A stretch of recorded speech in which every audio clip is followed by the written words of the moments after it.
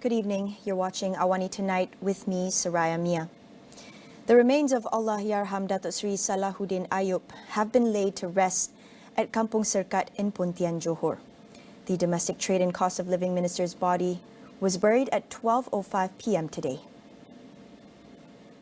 Earlier, over 1,000 people were in attendance for the funeral prayers at Masjid Jami' Datuk Haji Noh Gadut. Prime Minister Datuk Sri Anwar Ibrahim led the funeral prayers. Others present include Agriculture and Food Security Minister Datuk Sri Muhammad Sabu, Foreign Minister Datuk Sri Zamri Abdul Kadir, and Johor Menteri Besar Datuk On Hafiz Ghazi. Salahuddin died aged 61 at Hospital Sultanah Bahia in Alustar, Kedah at 9:23 p.m. yesterday. He had undergone surgery for a brain hemorrhage the day before. The Amanah Deputy President leaves behind his wife, 6 children and 11 grandchildren. The passing of Allahyarham Datuk Sri Salahuddin Ayub was truly a loss, especially for the Amanah's youth wing. Treasurer of Amanah Youth, Sheikh Huzaifah Bawazir, shares some of the greatest lessons taught to him by Allahyarham Salahuddin that he will cherish for life. He would always push us to tackle issues heads on and to not sweep issues under the carpet. So doesn't matter how hard it would be, you just have to face it. And he showed us he showed us by example. He would be the first to face his critics. He won't shy away from meeting even his greatest detractors. He would always push us that as leaders, we have our responsibilities. We have to be accountable. We have to bite the bullet. As leaders, you are expected to make hard decisions. For example, in seat negotiation. For example, in selection of election candidates or strategic directions of the party. Who are we going to be in coalition with? So those are the decisions that would raise criticisms, that would attract angry comments, that he would have to face the disgruntled members, that would cost him and the other leadership. But as leaders, we said that we need to bite the bullet. We need to do what's best for the party, what's best for the nation. He will always quote the Quranic verse, "In tansurullah yansurukum." If we fight in the just cause, if we fight to assist Allah, quote unquote, He would assist us. So he will always say that believe in divine intervention. Allah will always help us. As the Domestic Trade and Cost of Living Minister, Allahyarham Salahuddin was known for the Rahmah initiative, spearheaded by his ministry to assist those in need. There are a lot of people who are still living below the poverty line and who are still finding it difficult to even have a proper meal. Then that's when he embarked on this Rahmah mission. And his vision is that the Rahmah won't be just a mere initiative. He hoped that it will grow as a value system where we have Rahmah. We base our approach, our business approach, based on the Rahmah concept, which is the love concept, where businesses would be more responsible and more human in their approach, where some of the business profit can be allocated to provide for the poor. Malaysia's inflation eased to 2.4% in June 2023, the lowest in the first 6 months of the year. According to the Statistics Department, the increase in the Consumer Price Index in June was lower than the 2.8% logged in May 2023. Meanwhile, June's core inflation was at 3.1% year-on-year, compared to the figure in May 2023, which was at 3.5% year-on-year. The increase in Malaysia's inflation was driven by restaurants and hotels at 5.4% and food and non-alcoholic beverages at 4.7%, among others. Additionally, the monthly headline inflation in June 2023 increased 0.2%, the same rate recorded in May 2023. This was mainly contributed by recreation services and culture 0.3%, transport 0.2% and health 0.2%. The Statistics Department added that inflation for the second quarter of 2023 inclined 2.8% to 130.2 compared to 126.6 in the same quarter of the preceding year. In other news, Law and Institutional Reform Minister Datuk Seri Azalina Osman Said will brief the Cabinet this week on the outcome of her discussions with various stakeholders on race, religion and royalty issues.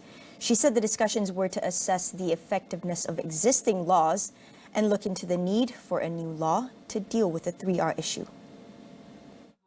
Azalina previously said that the government would make an assessment on existing laws such as the Communications and Multimedia Act 1998 and the Sedition Act 1948, among others. She said her discussion with various agencies, including the Bar Council, non-governmental organizations and civil society organizations, had brought split views, with those who feel that existing laws are sufficient and others saying to consider countries like Singapore and Australia and how they've dealt with the matter.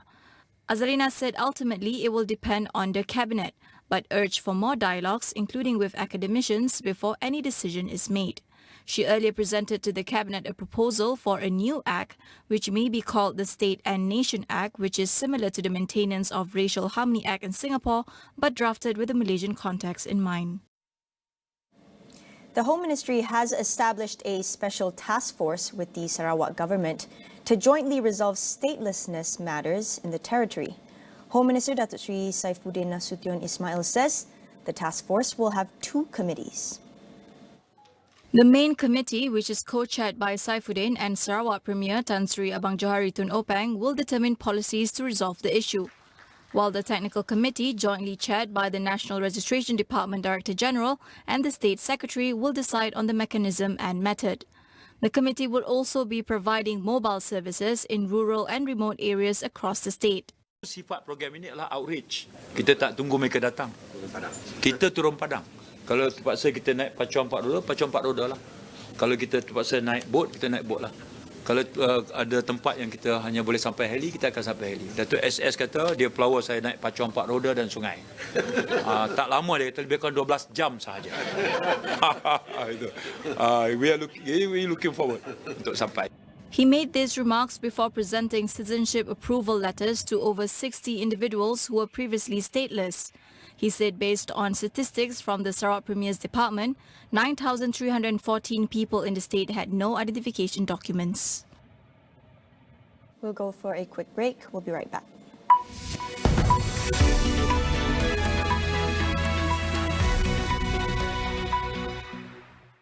Dipercayai bukan berpunca daripada aktiviti pembalakan. Jadi kita kena pasti dululah aktiviti pembalakan penjalakan. Masa depan Malaysia akan lebih cerah jika perhatian ditumpukan kepada situasi sebenar ekonomi negara. Apakah nasib orang ramai dari segi kos hidup? Pelaksanaan gaji minimum sebanyak RM1,500 melibatkan majikan yang mempunyai kurang 5 pekerja akan berkuat kuasa bermula 1 Julai 2023. Ikuti perkembangan terkini. Buletin Awani 12.30 hari. Adakah anda masih menggunakan Astrobox yang lama? Pelanggan Astro kini ditawarkan untuk penukaran ke box Astro baharu secara percuma. Dengan Astro baharu, stream bila-bila masa walaupun ketika hujan. Hubungi kami untuk maklumat lanjut hari ini.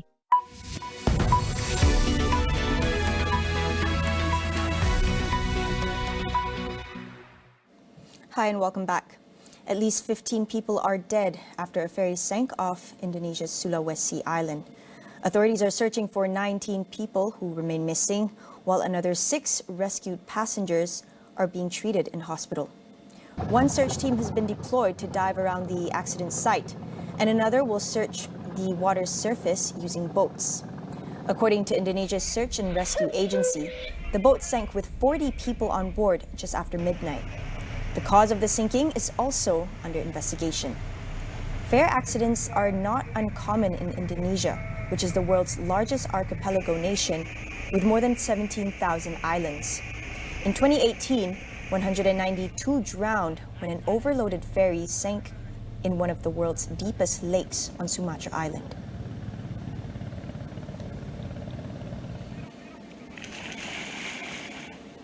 Meanwhile, the Cambodian People's Party, CPP, claims it has won the majority of parliamentary seats in a general election on Sunday. The party said it won 120 out of 125 seats, although the National Election Committee website showed it was still in the process of counting ballots. About 8.1 million people voted in the one-sided election, making it a turnout of 84% according to the election committee. Prime Minister Hun Sen, who has ruled Cambodia for nearly 4 decades, signalled last week that his son Hun Manet could take over his post by next month. Hun Manet ran for office for the first time in Sunday's polls and reportedly won a seat representing Phnom Penh in the National Assembly. Meanwhile, the pro-government Phun Sin Pek party said it won 5 seats.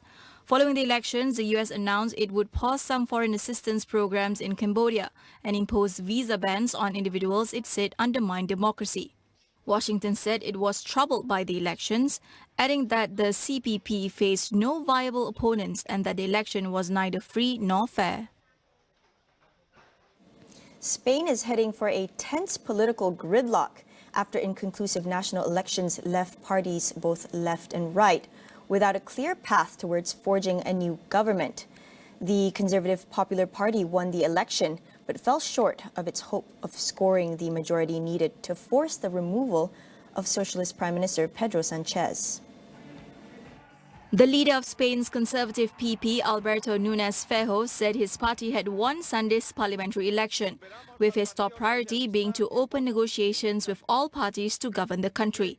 However, Feijóo's chances of forming a majority with the far-right Vox party were dashed after it achieved a worse result than in 2019. PP had 136 seats, while Prime Minister Pedro Sanchez, ruling socialist, had 122 seats. Potential kingmakers to either side were nearly even, with far-right Vox on 33 and far-left Sumar on 31 seats. Despite finishing second, Sanchez Socialists and their allied parties celebrated the outcome like a victory, since they feel they have a better path to form a government compared to the parties on the right. The closer-than-expected election is likely to produce weeks of political jockeying and uncertainty over the country's future leadership. Negotiations by the two blocs to form a government will start after a new parliament convenes on August 17th, while the next Prime Minister will only be voted on once legislators are installed in the new Congress of Deputies. Wildfires continue to burn across Greece, forcing 19,000 people in Rhodes Island to leave their homes, in what the government says is its largest ever evacuation. The islands of Corfu and Evia have also issued evacuation orders. No injuries have been reported so far. People forced to leave hotels have been sleeping at the airport, as well as sports halls, conference centres and on the street. The UK's EasyJet said it was operating 2 repatriation flights from Rhodes to London, while holiday firm Jet2 was sending planes to bring customers back. Evacuations by sea were also underway on Corfu, where about 59 people were rescued from a beach on Sunday. Greece has been dealing with searing heat with temperatures exceeding 40 degrees Celsius across the country. The fires on Rhodes have been ablaze for nearly a week, and high temperatures are forecast to persist in the coming days. That's all we have for you on the show tonight. You were watching Awani Tonight with me, Soraya Mia, and good night.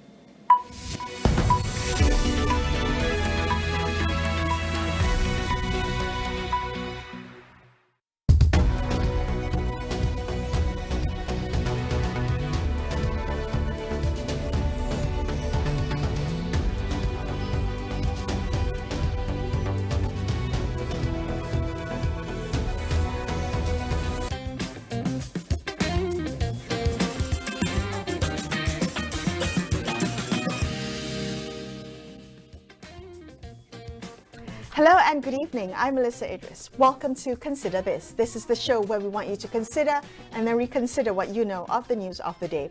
Tonight we'll be discussing the cancelling of the Good Vibes Music Festival over the weekend and the future of live events in Malaysia. To recap, what happened over the weekend was the Communications and Digital Minister Fahmi Fadzil had ordered an immediate cancellation of the remaining 2 days of the Good Vibes Festival. This after the performance of the band The 1975, during which frontman Matty Healy, while holding what is believed to be a bottle of alcohol, addressed the audience in a profanity-laden speech before kissing guitarist Ross McDonald. Now, in the aftermath of this incident, what might future events look like in Malaysia? Joining me on the show today, we have Para Rajagopal, who is the chairperson of the Arts Live Festival and Events Association, ALIVE. Thank you so much, Para, for joining me on the show today. Let's get your thoughts over what happened over the weekend. How do you make of how the events unfolded? Thanks, Melissa, for having me. I guess this is also in everybody's mind, what happened and what is going to happen to our industry. So for me, I guess this is the take that we are currently doing some detailed investigation of the entire incident that has happened, that has taken place.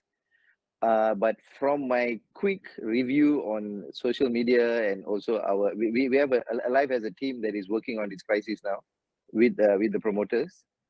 This is the unofficial take that we are kind of concluding that it seems to be more like a publicity stunt that the band or maybe the singer individually himself has taken on the stance to get attention, because there is clearly some track record that he has done this in other cities. And more information is coming out about what he's done, the way he behaves, and all that. This is something that we are gathering as we speak. There has been incident where this was already flagged off by Puspal, and the promoter also has known about these facts that there is some erratic behavior of these artists. Okay. So they have actually spoke to the management to ensure that they will follow all the guidelines strictly, because we have a strict guideline on performance of international artists here. Right. Okay. Just to jump in there very quickly, Para, do you think that the festival organizers could have anticipated this or managed this better, given the fact, as you said, Matt Healy has a record of doing something similar in Dubai a few years ago, considering that we have legal and social stance here on LGBTQ rights, and Matt Healy has been very vocal about it previously. Could this have been anticipated and managed better? Yeah, I think the very fact that he was very upset about it, if you can see, and he's brought that up as a fact that he is trying to advocate, is because the promoter has been constantly reminding them about their guidelines in Malaysia. So that is the fact that this is all basically unofficial, but I believe there is also some sort of a legal case now going to be in the works. Right. But they have signed off a document saying that they will adhere to the guidelines. I understand. So, So you are also managing director of PR Worldwide, which is the producer, the promoter bringing in Coldplay into Malaysia for the act. So when you approach international acts like Coldplay, Para, how do you discuss these types of potential topics? How might this incident serve as a cautionary tale to other international acts coming in, other promoters bringing in international acts to the country? Yeah, for me, when I put on the head of a business person for PR Worldwide and Live Nation, when we make an offer to the artist, a business offer for you to perform in Malaysia, we put a clear contingent offer of what the guidelines are. So if you accept the offer, the business offer, you also accept the guidelines. So it becomes an offer and acceptance contractual obligation by both parties to ensure that there is no such default of any areas of the contract, especially the code of conduct of the artists in Malaysia, because we have quite one of the stricter guidelines in the region. But obviously we because of the social fabric of our country and and all the sensitivities, we totally understand that these are the instances why these guidelines are to avoid this kind of incidents. So we have worked very closely with the communication ministry and now which is the digital ministry to ensure that our industry has got a equal playing chance in the region, so that those are the areas where we have worked hard together. And now it sets back all our hard work over the years, the last couple of years after the pandemic, where we were seeing many good momentum of acts coming into Malaysia, and most of the events went through without any of this kind of incidents. So we are saddened and regretfully saying that it's an act of a irresponsible artist, and we fully back the ministry for banning the artists. Okay, all right. So you said that Malaysia has pretty strict guidelines when it comes to bringing in international acts to the country. Can you walk us through what the usual procedure is what's involved in getting these permits and approvals to bring in, to discuss with the artist management team? I'm quite curious to know whether you think that Puspal, as you mentioned, the central agency that's in charge of this, whether they might tighten that list, make it even harder for promoters to bring in live acts. I'm